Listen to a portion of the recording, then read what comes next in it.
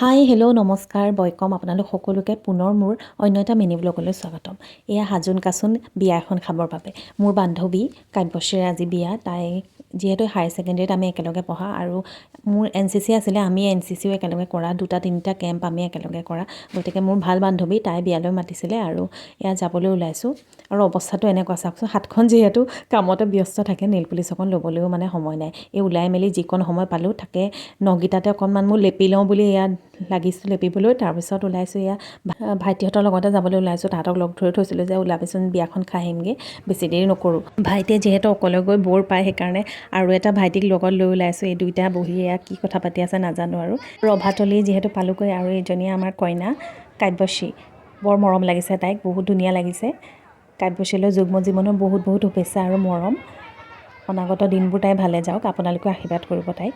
অলপ দেৰি ৰ'বলগীয়া হ'ল, কাৰণ সোনকালে গুচি আহিম বুলি ভাবিছিলোঁ যদিও মানে ৰ'বলগীয়া হ'ল। ইভিনিং সময়ত গৈছিলোঁ, বহুত ভিৰ হয় সেই সময়ত। তাহাঁতৰ যিহেতু গাঁৱতে বিয়াখন আছিলে, ঘৰতে পাতিছে, বহুত মানুহ হয় এই সময়ত। আজিৰ ব্লগটো ইমানেই, আৰু ব্লগবোৰ চাই ভাল পালে কমেণ্টত জনাব। ধন্যবাদ।